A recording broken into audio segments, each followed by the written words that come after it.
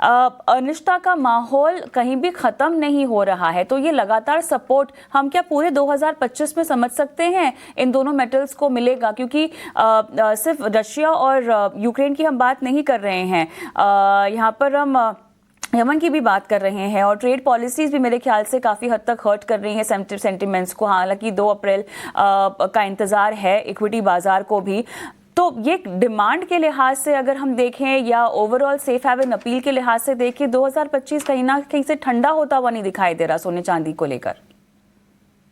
जी हाँ, quite rightly said Kavita ji. मुझे नहीं लग रहा है कि ये जो अनसर्टेनिटी है वो कम नहीं होने वाली है आने वाले टाइम में, वो शायद और बढ़ सकती है। जियोपॉलिटिकल फ्रंट से ताइवान चाइना के बीच में भी ऑलरेडी एक माहौल स्टेटमेंट आ रहे हैं। दूसरा, अगर देखेंगे यूएस का जो बैलेंस शीट है वो रिडक्शन करने की बात जो चल रही थी, तो कल फेड ने बोल दिया कि वो अभी बॉन्ड की जो मात्रा है वो कम बेचेंगे। तीसरा, डॉलर इंडेक्स जोर से नीचे आ सकता है क्योंकि कोई यूएस का बॉन्ड बाई नहीं कर रहा है, कोई कंट्री यूएस का बॉन्ड बाई नहीं कर रहा है।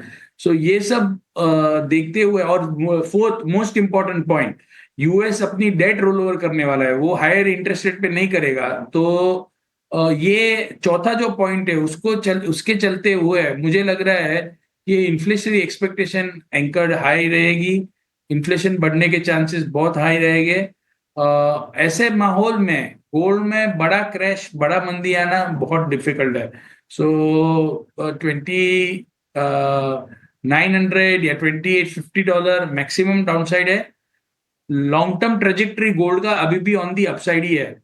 सो छोटे मोटे करेक्शन आएंगे, बट लॉन्गर टर्म स्टिल आने वाले 2 से 3 साल गोल्ड 10% से 15% के बीच में रिटर्न देने के लिए स्टिल सक्षम है। से ज़्यादा आगे चलेगी, क्योंकि देखिए एक तो हम मेटल्स की चाल देख ही रहे हैं जिस तरह से यहाँ पर अब चाइना फोकस में आता हुआ दिखाई दे रहा है, डिमांड रिवाइवल यहाँ पे आता हुआ दिखाई दे रहा है। और चांदी हम जानते हैं सोने को भी फॉलो करती है, इंडस्ट्रियल मेटल भी है, तो चाइना की डेवलपमेंट्स का भी फ़ायदा यहाँ पर चांदी को मिलेगा।